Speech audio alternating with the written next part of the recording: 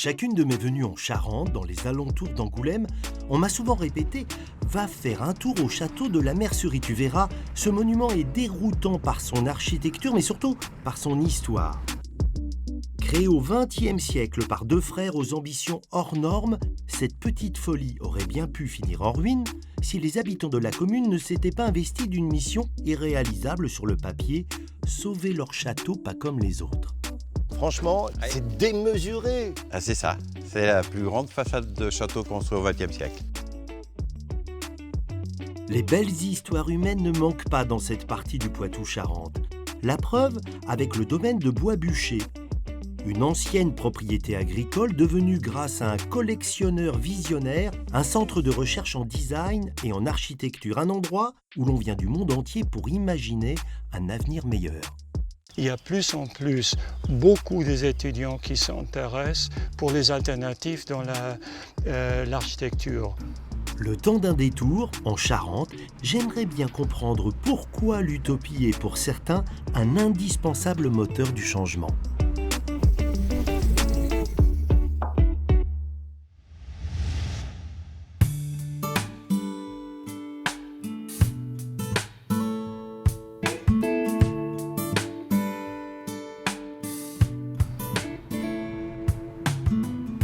Pour découvrir le château de la Mercerie et son incroyable histoire, il faut prendre la direction d'une petite commune de 500 habitants, située à 20 km au sud-est d'Angoulême, Magnac-la-Valette-Villars. J'ai rendez-vous avec Didier Joby, le maire, un élu de campagne qui passe plus de temps sur le terrain que dans son bureau. Salut Didier. Bonjour. Je crois que c'est le premier maire que je rencontre qui est devant un petit train. C'est quoi, c'est ton véhicule de fonction? Eh bien, presque. En tous les cas, c'est la fonction du bénévole qui conduit et qui amène les gens pour découvrir le château. C'est un bel engin, hein, quand même, un peu surprenant, mais tout à tu fait. vérifies aussi le moteur. Ah ben oui, forcément, quand c'est le Boeing, tu fais tout. On va pouvoir décoller. En voiture? Eh bien, presque. Et tu sais que je suis fiche de cheminot, hein. Moi ça C'est me vrai. parle, même s'il n'y a pas les rails, mais Bon, voilà. C'est un petit jouet, dis donc. Ah, il est super. Donc, Est-ce que contact. ça démarre? Je sais pas. C'est à chaque fois toujours une grosse question.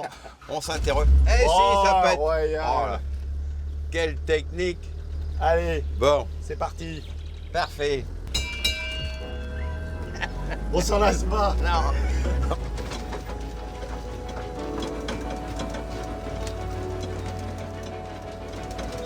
Alors, il vient d'où ce petit train là? De Lourdes. Non. Si, c'est C'est un merveilleux. signe. Un signe. Ah ouais. Un signe, c'est un signe.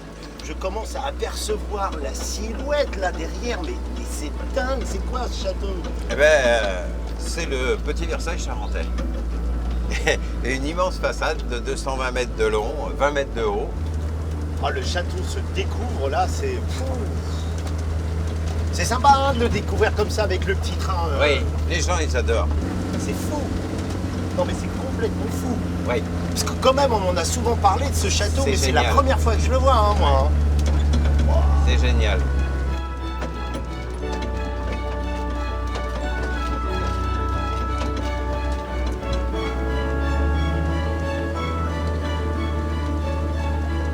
Je n'ai jamais vu une garde arriver comme ça. Hein. Ah oui, oui. Elle est belle celle-là. Ah là, elle est On a géniale. des petits trous.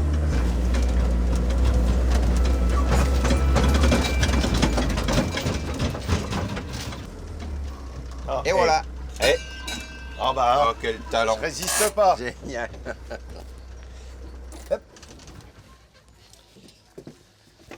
Franchement, c'est démesuré. Ah, c'est ça. C'est la plus grande façade de château construit au XXe siècle.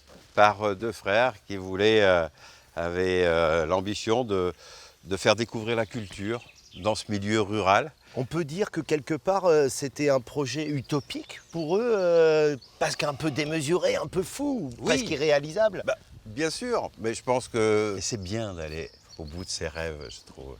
Alors, ce qui est surprenant, c'est qu'on se demande si c'est un décor de théâtre, parce que c'est pas terminé, en fait. Eh bien non, bien sûr, les pauvres, quand ils ont attaqué ça, eh bien ils y ont mangé leur fortune.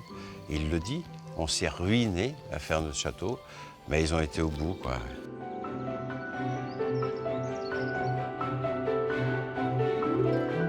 La mercerie est une bâtisse à la démesure de l'ambition de ses deux créateurs. Raymond Rétoré vient dans la région pour faire carrière en politique. Sénateur de Charente, durant plus de 25 ans, c'est un colosse brillant, parlant 8 langues, traducteur de Gaulle en russe. Son frère cadet, Alphonse, de santé plus fragile, est passionné d'art et d'architecture. En 1924, ils achètent un modeste manoir qu'ils vont totalement transformer en un château hors du commun. Durant plus de 50 ans, ils vont courir après ce rêve qualifié par les monuments historiques d'utopiste et mégalomane, construisant des extensions, achetant aux enchères statues et tableaux. Pour les Rétoré, rien n'est trop beau, rien n'est trop grand.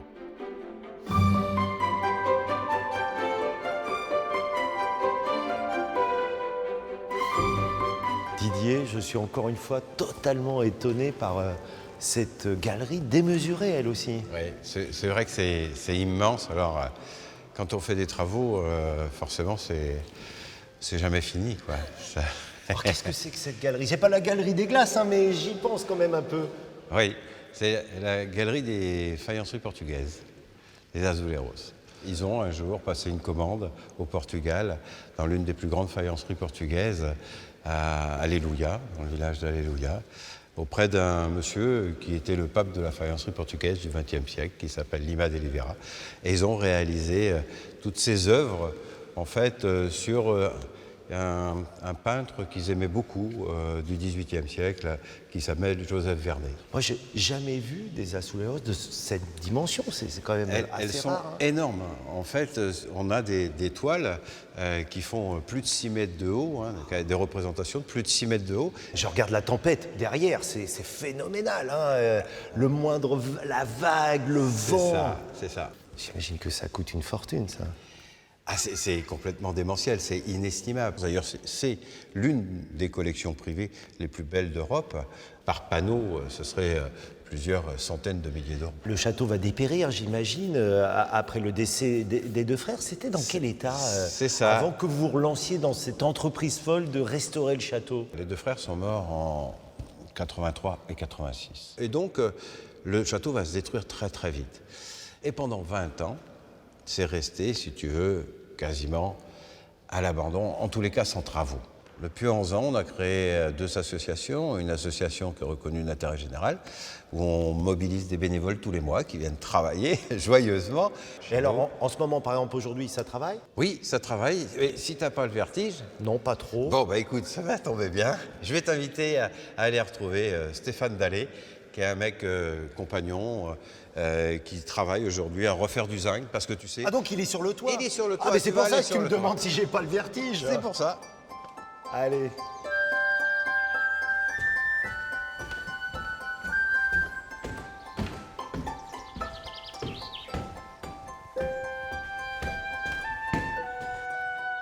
Ouais, bah, tu sais, ils ont triché sur les chevrons, ils ont triché sur les largeurs utiles d'ardoise, voilà. Ah, mais vous êtes carrément sur la toiture? Ah, tout à fait. Oh, salut Stéphane.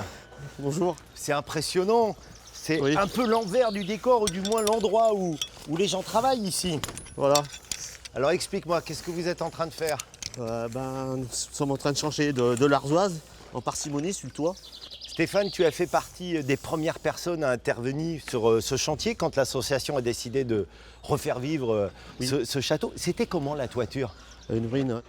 On a quasiment tout refait. Puis alors avec la participation des bénévoles régionales.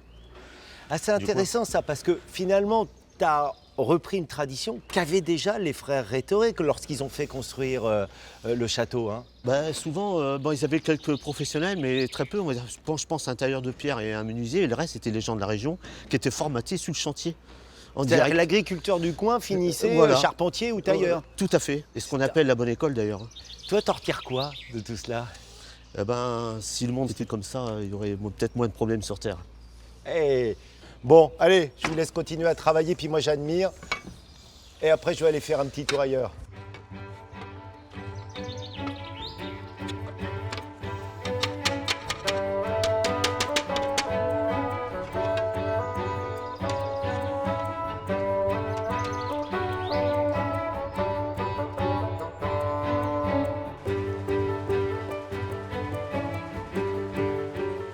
Le lieu vers lequel je me dirige maintenant est la création d'un homme au parcours déroutant, Alexander von Wegesack. Né en Allemagne en 1945, il quitte l'école très tôt et passe sa jeunesse dans les milieux underground. À la fin des années 60, il cofonde un centre d'art alternatif à Hambourg et commence à se passionner pour les meubles qu'il va frénétiquement collectionner. Il devient alors une référence dans le milieu et fonde le Vitra Design Museum, une institution d'importance mondiale. Il y a plus de 30 ans, il décide de vendre une partie de sa collection personnelle pour acheter un domaine en pleine campagne charentaise afin d'en faire un centre international de recherche en design et architecture.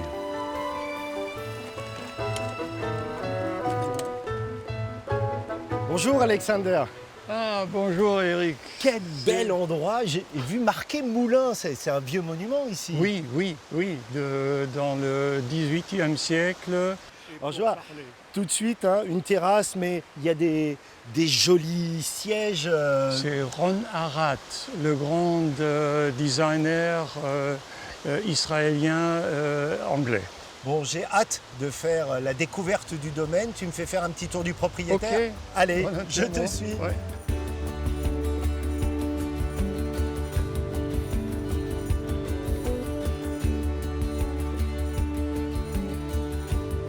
Explique-moi, Alexander, ce que tu fais ici depuis plus de 30 ans. Nous avons ensemble monté un territoire qui permette de travailler en pleine nature, de encourager la fantaisie pour trouver une solution pour l'avenir des jeunes. C'est un campus, en quelque sorte, ici. Oui, avec à peu près entre 200 et 300 personnes chaque année. Ouais, tu vas me montrer alors des résultats des travaux précédents, c'est ça? Ok. Allez, c'est parti.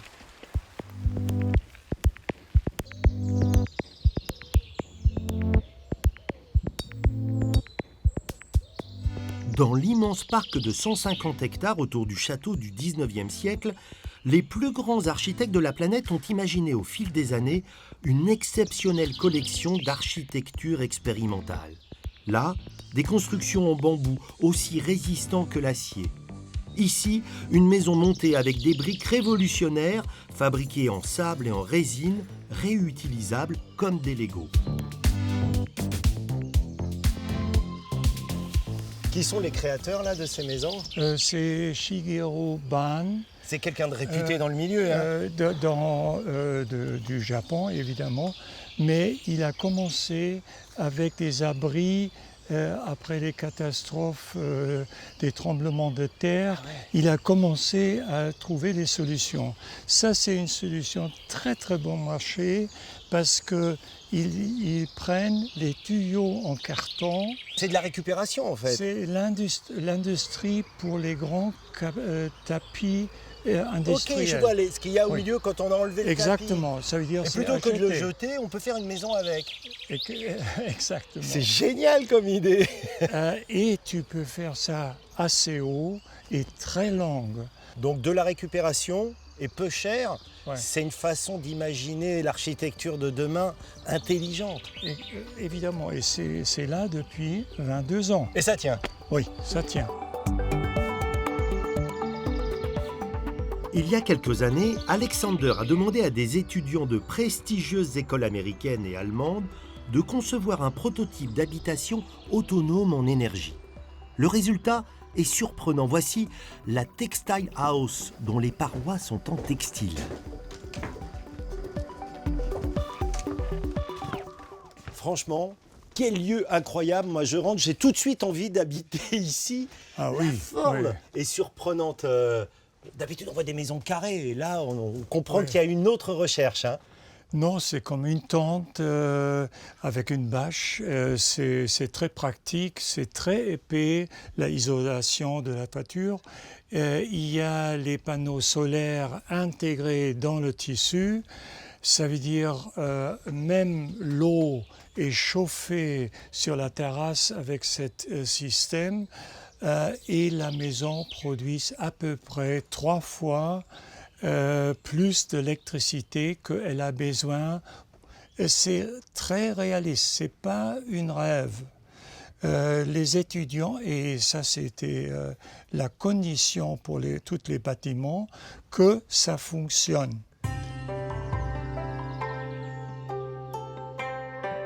Plusieurs fois par an, Bois-Bûcher accueille des workshops, des ateliers collaboratifs Bonjour. où artistes, créateurs, étudiants venus du monde entier viennent réfléchir, fabriquer, inventer, s'amuser, sans limite, mais avec le même but, imaginer un futur meilleur.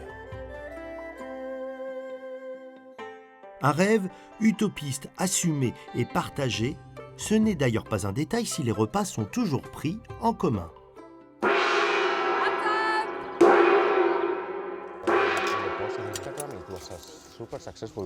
Probably something in like collaborative objects. Bonjour.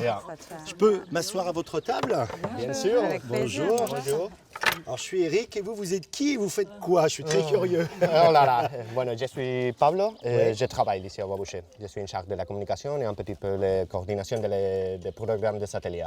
D'accord, et toi? Et moi, je suis Céline et je travaille pour la Fondation Michelangelo, qui est une fondation basée en Suisse. Et on prépare un cours d'été ici. Dans les vidéos tournées ici, j'ai vu des trucs un peu dingues avec des gens qui essayent de manger. C'était quoi l'idée là? Et tout ça, c'est très très expérimental. Ça, c'est probablement les choses que tu as vues dans les vidéos. Il y a des choses un peu barrées quand même, non? Un peu folles. Bueno, ça, c'est les limites de l'expérimentation aussi, non? C'est pour nous, c'est de... Ça veut dire qu'il y a cette idée, pousser loin l'expérimentation, repousser les limites de ce qu'on imagine le C'est possible. ça, et on expecte les unexpectables, non? Et on cherche les choses que nous... L'improbable. C'est ça, Ouais. c'est ça. Dans le milieu du design et de l'architecture, quelle place tient un domaine comme celui-ci? Ben, c'est un lieu de créativité incroyable et un lieu d'expérimentation. Et pour nous, ben, c'est l'endroit parfait pour, justement pour permettre à des jeunes d'expérimenter l'artisanat, d'expérimenter différentes techniques. Et c'est vraiment un lieu où la nature a une grande intervention sur la création. Et nous, c'est ce qu'on recherchait pour notre cours d'été.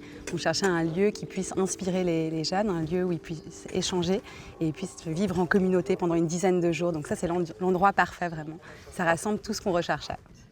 Bon, je vais continuer à manger, mais moi je vais porter un toast voilà, à vous tous, parce que vous dégagez une énergie, mais vraiment, qui fait plaisir à voir. Allez. Merci.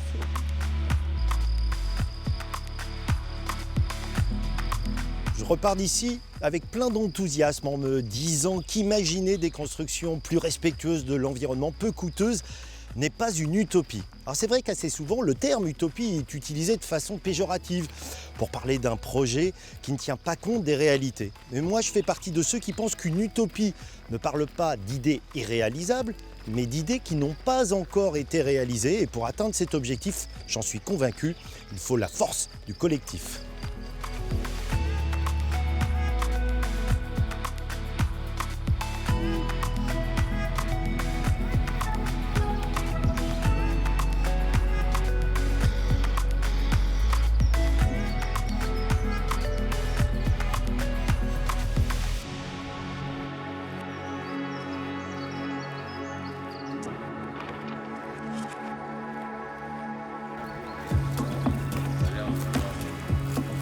Il n'y a pas de maladie. Je comprends mieux pourquoi, Didier, tu m'avais dit de te retrouver ici à la Roseraie, parce que franchement, l'endroit est charmant, c'est une création récente. C'est superbe. Ça existait avant du temps des frères Rétoré. C'est eux qui l'ont créé, hein, bien évidemment. Il nous en restait qu'un seul pied de rosier quand on est arrivé. Cette renaissance, on la doit à qui alors? À Gilbert et toute son équipe. Gilbert, depuis 11 ans, il est là, il travaille, il les plante, il les traite, il les remplace. Mais alors dis-moi Gilbert, t'es jardinier toi de profession à la base? Mécanicien agricole. Et alors comment tu t'es lancé dans cette aventure et puis pourquoi surtout t'es venu rejoindre toute cette l'équipe- association? Ouais, c'est à cause de Didier. Ah, c'est l'un des moteurs, c'est ça? Oui. On était conseillers ensemble, on a été adjoints Et- à la mairie. Mais alors dis-moi, au tout début, là, quand le projet a été présenté, ça a été accueilli comment? Les gens y croyaient à votre aventure? Notre équipe, là, oui, ils croyaient. D'abord, on l'a toujours suivi. Hein. Et alors toi, Jean-Claude, tu fais aussi partie des bénévoles depuis le départ. Hein? Ah oui, Eric, depuis le premier jour. Alors moi, je fais surtout la mémoire photographique parce que c'est très important. Eh oui. Il se passe de très belles choses, mais il faudra avoir le souvenir. Combien de bénévoles au total ont participé à cette aventure et continuent d'y Eh participer? bien, depuis le début déjà, les premières années, il y a eu 400 bénévoles à l'année. Ah ouais. Ensuite est arrivé un chantier d'insertion, dont voilà, je suis le président et premier salarié du château. Il y a une dimension quand même sociale très importante dans cette aventure. Parce que c'était l'héritage des frères Rétoré, mais parce que c'est aussi un projet qui doit réunir l'ensemble des habitants, mais bien au-delà. Ça a changé notre vie à tous, ça ne sera jamais plus pareil. D'où te vient ce goût pour le patrimoine? Eh bien, pour bien t'expliquer, je vais t'emmener dans un lieu qui m'est cher.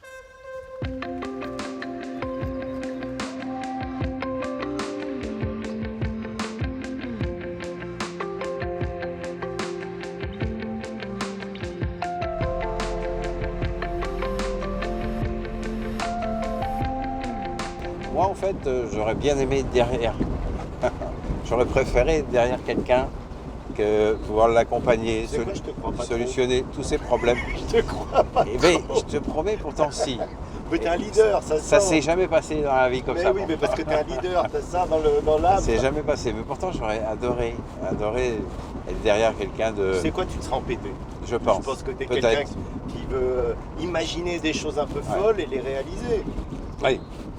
Oui, il faut travailler. Alors, Et pas C'est- avoir de limite à ses rêves. ouais. Ah ben ça, je l'ai appris avec le château. Et oui, parce qu'une vie, on n'en a qu'une, quoi. Et donc, si tu t'arrêtes de vivre, si tu la fais pas, tu ne peux avoir que des regrets. Et si tu veux pas avoir de regrets, ben, faut foncer.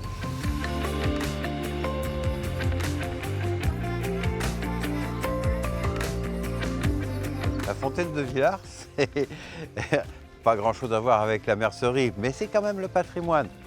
Cette fontaine était recouverte par les ronces à l'époque, et il y avait un danger parce qu'il y avait il y a une source derrière nous.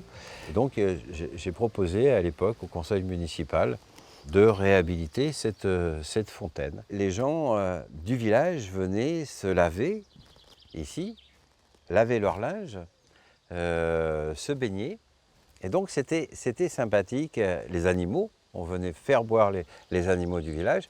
Donc c'était une symbolique forte de réhabiliter, de transmettre ce patrimoine. Tu vois, c'est un peu comme la mercerie. En toute honnêteté, dis-moi comment on a réagi quand tu as dit « Allez, on se lance, on sauve la mercerie ». La grande majorité de mes amis m'ont dit « T'es complètement fou ». J'ai vu mes aînés se donner la main et ils ont déplacé des montagnes. On n'a rien inventé en fait. Ce que j'ai proposé, c'est aux gens qu'on puisse se donner la main pour sauver la mercerie. T'en as retiré quoi, toi, personnellement, toute cette aventure? Ah, moi, je peux mourir demain. J'aurais été quelqu'un de merveilleusement heureux. C'est vrai que beaucoup de monde dit que je donne beaucoup, mais j'ai reçu tellement plus. Je suis touché par ton émotion. Bravo Didier, bravo et longue vie à la mercerie Ouais. et longue vie à tous les bénévoles. Merci beaucoup d'être venu avec nous faire découvrir. C'est gentil. Merci à toi.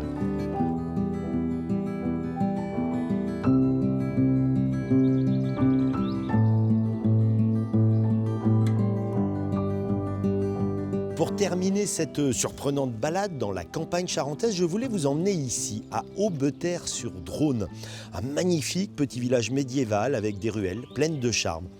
Mais si j'ai choisi cet endroit pour mon coup de cœur, c'est surtout parce qu'il abrite un édifice hors du commun, impossible à voir au premier regard.